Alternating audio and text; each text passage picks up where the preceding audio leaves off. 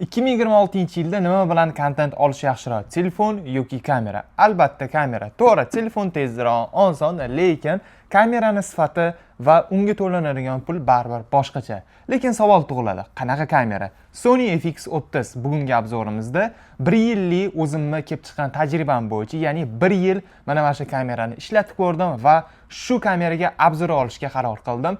GPT'da topolmagan informatsiyalarni beraman bugun. 1 yil davomida ishlatib ko'rganlik bo'yicha infoni video davomida olasiz. Videoni o'tkazib olmaslikni tavsiya qilaman, neki har bitta ikir-chikirdan chiqib ipidan ignasigacha ma'lumotini berib qo'yganman. Kelinglar birinchi bo'lib bu kameraning dizayni haqida gaplashsak. To'g'ri, ko'pchiliklarga dizayni muhim emas, lekin dizaynning ortida ham bir qancha funksiyalar yotibdi va juda ham katta o'zgarishlar. Sony A73, 6700 va Xivio 12 pokoleniyasiga qaraganda ancha o'zgarishlar katta bu kamerada. O'zi chiqqaniga ham unchalik ko'p bo'lgani yo'q. Примерно 2 yilcha bo'lib qoldi. Endi 2 yil bu ko'p deyishing mumkin, lekin kamera har 5 yilda yangidan обновление bo'ladi. Ya'ni yangi model chiqadi.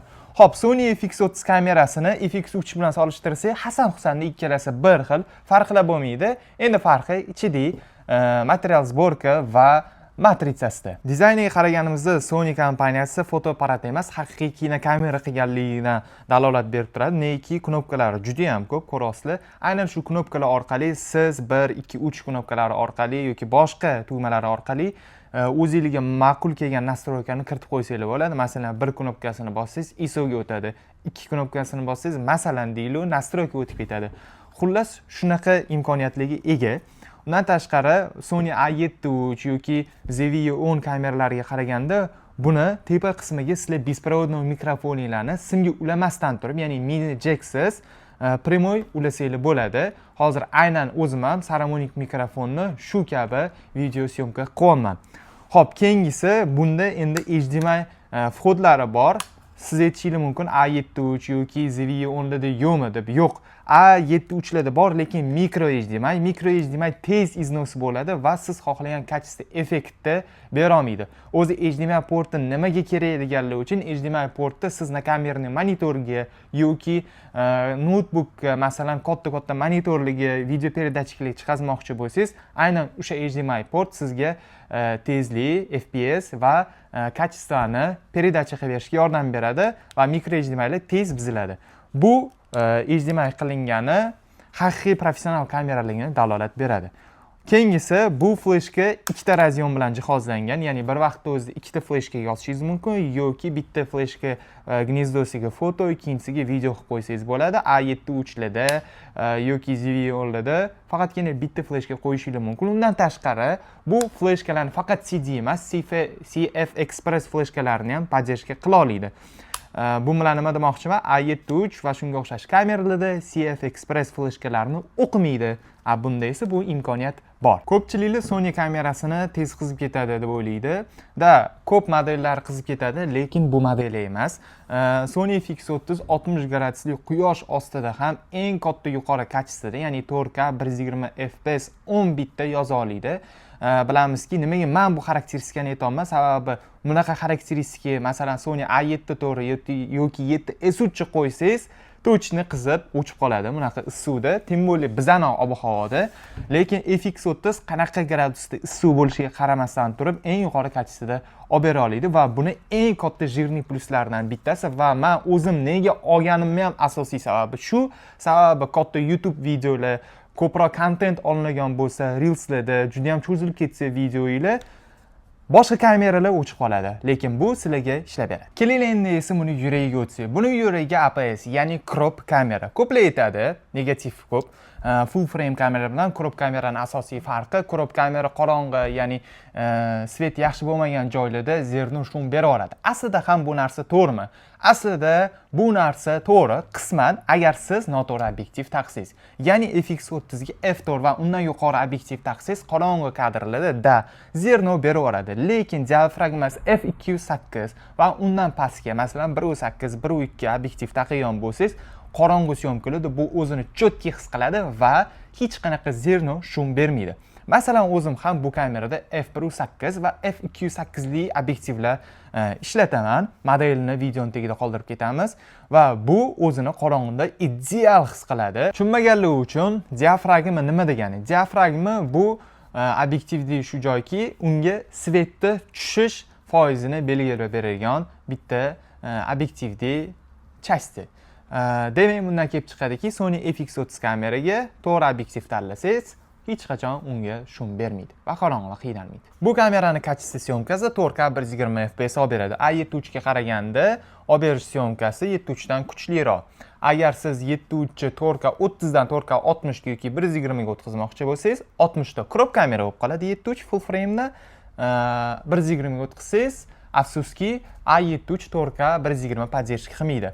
Undan tashqari bu kamera 4K 120 fps dan olib berishdan tashqari HD formatda 240 fps da olib beradi. HD format 240 fps sizga nimaga kerak? Qanaqadir zamedlenniy kadrlarda yoki slow motionda shunga o'xshash kontentlar olsangiz, bu narsa juda ham muhim va buni ko'rsatkichi eng yuqori darajada. 10 bit 422 format yoki 10 bit RAW formatda ko'plar bu xarakteristikaga tushunmasligi mumkin, lekin sizlarga hozir tushuntirib beraman.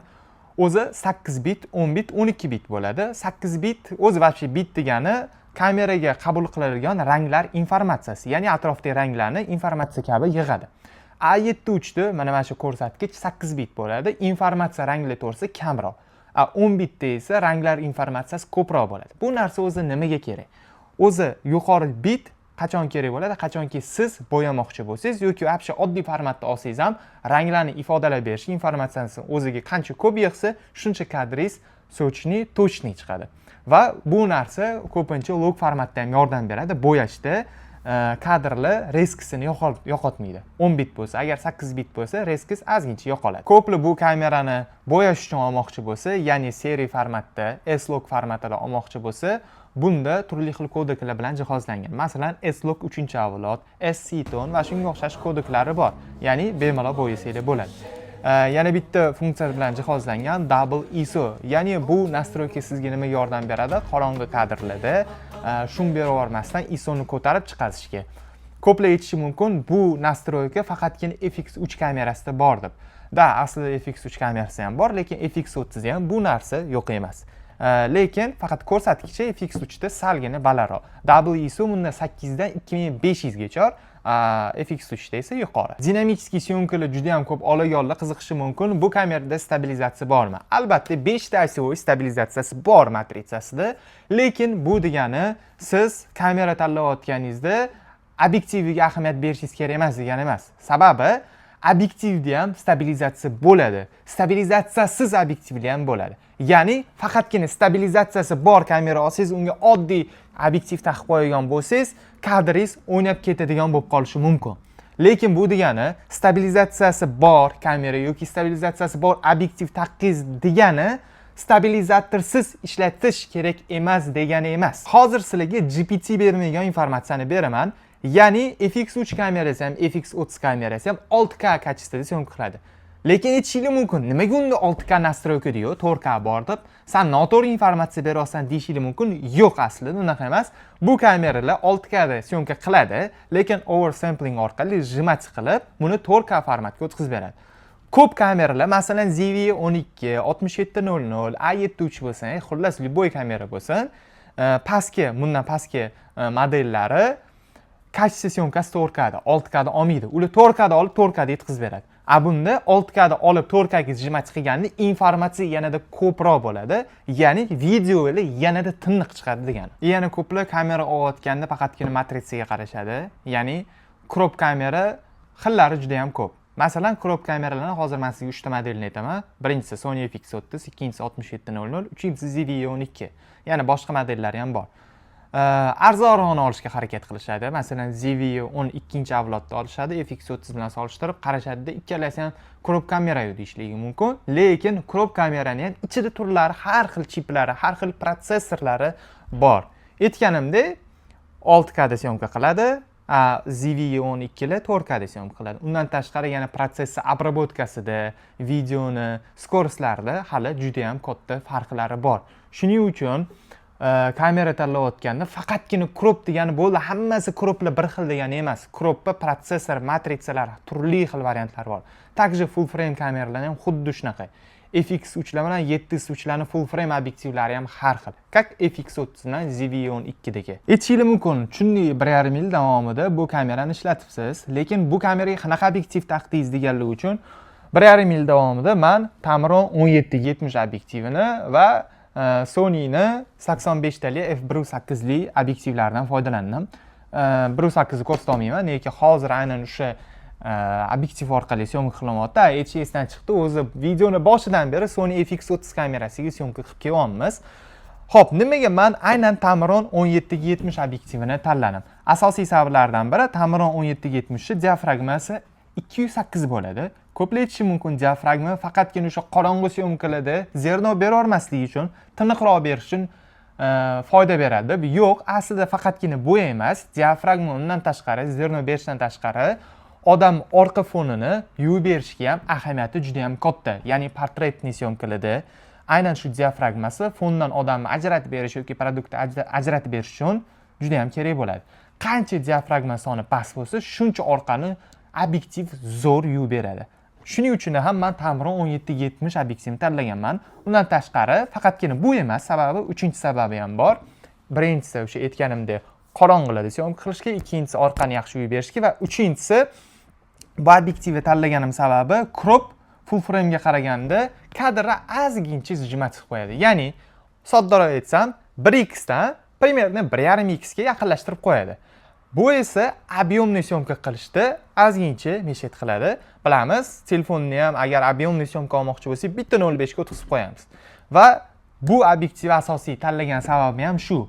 Obyomli syomkaligi 17 mm da olib bera oladi. 70 mm esa nimaga kerak desanglar, portretni, ekspertni, predmetni syomkalarda, o'sha orqalarini yuvib, detalli syomkalarda aynan shu 70 mm kerak bo'lganligi uchun mana shunaqa obyektivni topib, tanlab, izuchat qilib shu obyektivni oldim. Sizga ham shuni tavsiya qilaman. Narxi bo'yicha Sony'ni 24 ga 105 yoki shunga o'xshash modellardan bir xil, lekin ulardan kuchliroq. Endi esa kelaylik, nimaga men 85 talik fix obyektiv 1.8 diafragmalini tanladim. Bu obyektiv 85 mm degani, примерно telefonni zoomiga olsak, примерно 4-5x yaqinlashtirib beradi degani.